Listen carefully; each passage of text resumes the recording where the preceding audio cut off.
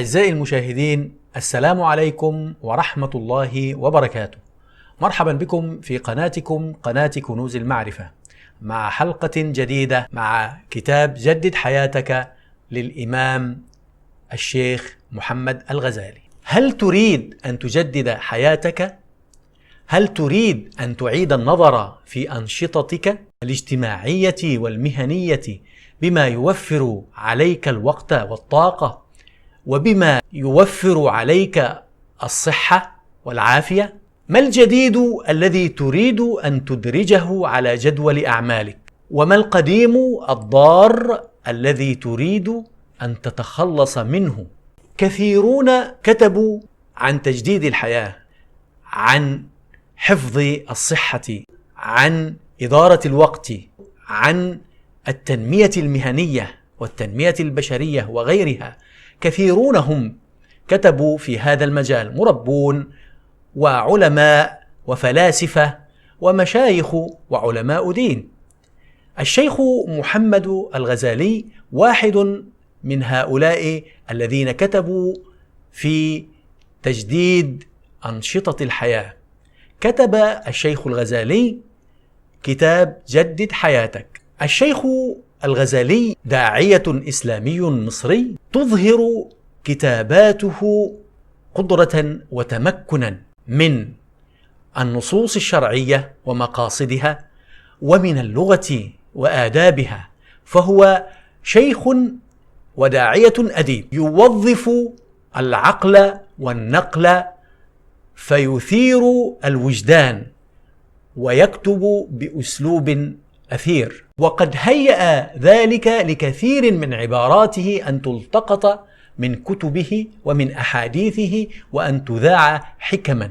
ولد الشيخ الغزالي بمصر وتوفي رحمه الله عام 1996، وله كتب تبلغ 40 كتابا، منها قذائف الحق، الحق المر، خلق المسلم، عقيدة المسلم، من هنا نعلم، وغيرها. اهتم الشيخ الغزالي رحمه الله بما وجده عند الأحرار من الفلاسفة والعلماء في الغرب، بما وصلوا إليه من حكمة ومن خلاصة أبحاث وجدها تتشابه مع ما ينص عليه ديننا وما جاء في آيات القرآن والأحاديث النبوية الشريفة، ويقول أن هذا بالضبط التشابه بين خلاصة ما وصل إليه هؤلاء العلماء الأحرار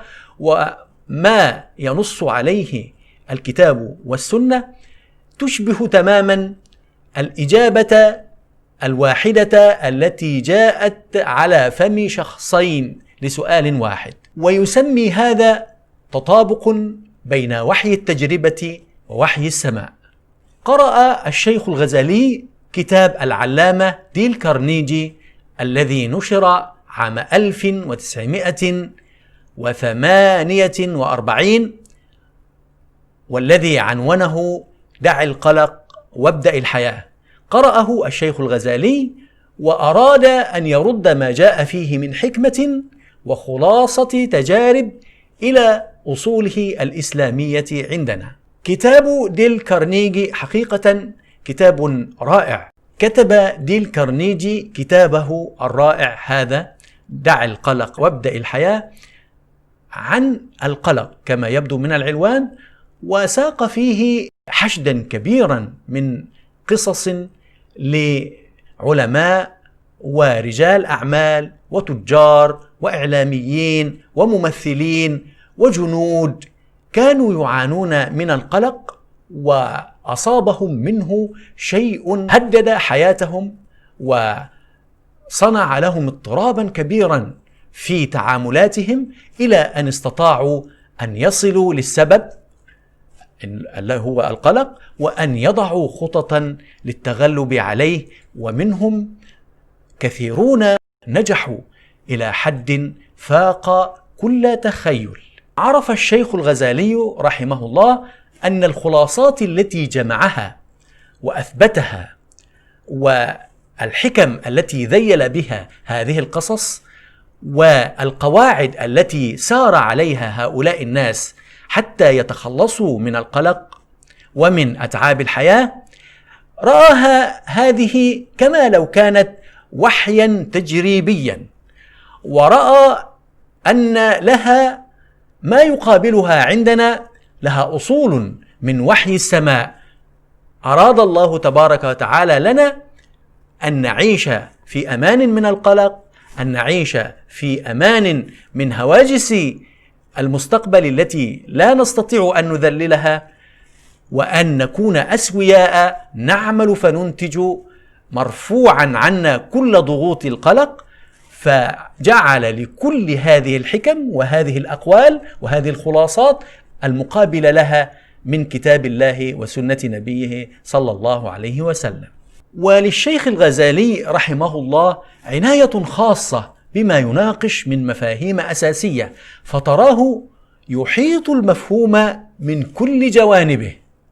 ففي تناوله مثلا لمفهوم العلم والمعرفة يريد أن يقول لنا أن كثرة العلم لا تفيد الإنسان مشوه الفطرة شيئا، فيقول: وكثرة المحفوظ من نصوص السماء لا تفيد الإنسان الممسوخ الفطرة شيئا، فكيف يفيد المنظار إنسانا لا يرى؟ ثم يعرض لنفس المفهوم من ناحية أخرى. في هذه المرة يريد أن ينصف بعض قليل العلم، فيقول: وقلة العلم لا تعني الضلال ولا تعني انتكاس الفطرة، فأصحاب الفطرة السليمة قد يكون بعضهم غير محظوظ في حفظ نصوص السماء، ومع ذلك فلهم في نقاء الفطرة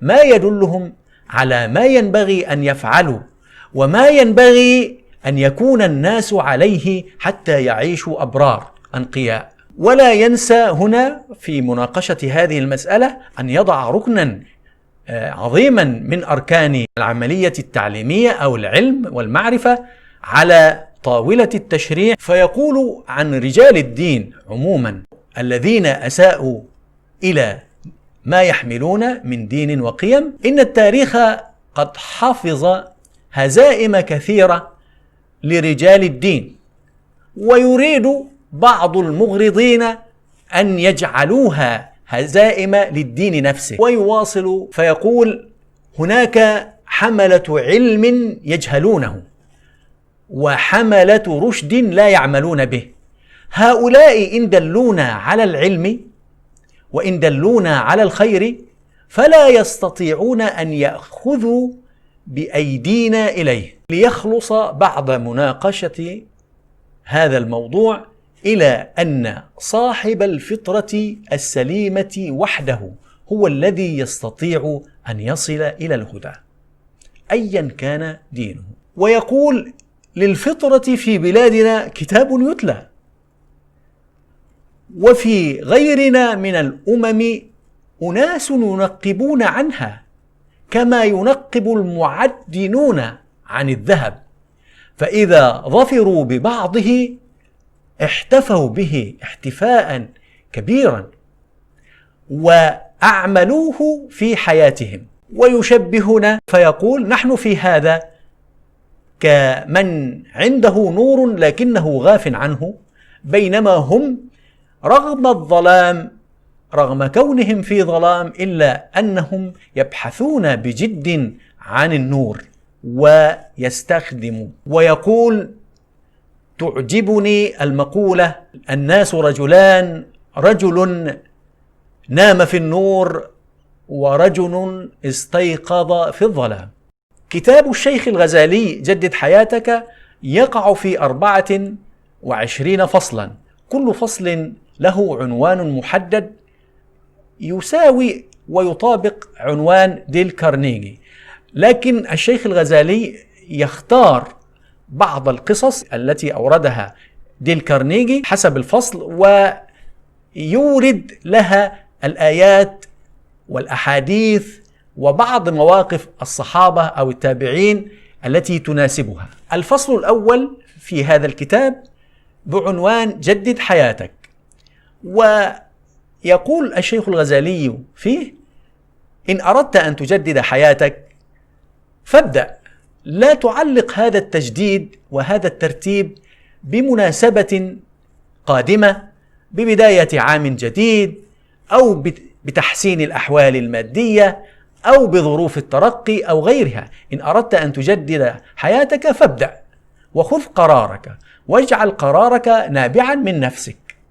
ويقول: المقبل على الدنيا بعزيمة لا تخضعه الظروف، بل يخضعها هو، ويحافظ على كينونته وتكوينه، مثل بذور الزهور التي توضع في الأرض فتدفن في الأسباخ، لكنها رغم هذه الظروف تنتعش فتخرج معطرة وجميلة المنظر. والفصل الثاني بعنوان عش في حدود يومك. هذا الفصل يريد الشيخ أن يقول فيه كما قال فيه ديل كارنيجي: عش في حدود يومك ولا ترهق نفسك بهموم المستقبل. يكفيك عمل اليوم، يكفيك اجتهادك اليوم، فإن استطعت أن تتقن جدول أعمالك الذي وضعته لليوم إتقانا سليما فقد أحسنت عمل اليوم وأحسنت ما ستقدمه للغد. من أخطاء الإنسان أن يعيش يومه محملا بعبء مشاكل الغد. ويقول: الوساوس والأوهام بشأن الغد تثقل القيود وتحمل الإنسان بهموم هو في غنى عنها وهو ينتج أعمال اليوم. إن استطعت أن تفعل ذلك أغنيت نفسك في يومك وكنت مستعدا للغد بنفسية أفضل وأحسن، منتجة راغبة في الإنتاج. وديل كارنيجي بعدما يسوق قصصا لأناس نجحوا في تبديد هموم وأوهام الغد عنهم حتى يتفرغوا لأعمال يومهم ونجحوا في ذلك كثيرا، يسوق مقولة أحد الأدباء توماس كارليل يقول: ليس لنا أن نتطلع إلى هدف باهت يلوح لنا من بعيد، إنما علينا أن نركز فيما بين أيدينا من هدف واضح. والشيخ الغزالي يعقب فيقول: استعجال الحوادث والمصائب التي يمكن أن تحدث في المستقبل لتذكرها في اليوم خطأ، وشغل للحاضر بمشكلات المستقبل حتى لو كانت ستحدث في الحقيقة، فهذا إفساد للحاضر وإشغال للطاقات عن عمل اليوم. ويسوق رحمه الله حديث النبي صلى الله عليه وسلم: من أصبح آمنا في سربه معافا في بدنه عنده قوت يومه فقد حيزت له الدنيا بحذافيرها. ويعتبر أن هذا في حد ذاته ضمانات، هذه ضمانات لأن يبدأ الإنسان يومه فيعمل بجد صحيحا معافا لا أذى لم يصبه أذى، فليبدأ بهذه المؤهلات مركزا في أعمال اليوم. ويعقب على هذا الحديث الشريف فيقول: إن العافية والأمان وراحة البال في يوم واحد تكفي العقل النير كي يفكر لمستقبل طويل. وهكذا يستمر الشيخ في متابعة الفصول. ويمضي فضيلة الشيخ محمد الغزالي في كتابه جدد حياتك على هذا النحو، يأتي بقصص وخلاصات موضوعات ديل كارنيجي في كتابه دع القلق وابدأ الحياة، ويسوق ما يقابله من آيات وأحاديث وموضوعات وقصص للصحابة. إلى هنا مشاهدي الأعزاء انتهت حلقة اليوم. أدعوكم إلى قراءة كتاب الشيخ الغزالي جدد حياتك، وأدعوكم إلى قراءة كتاب ديل كارنيجي دع القلق وابدأ الحياة.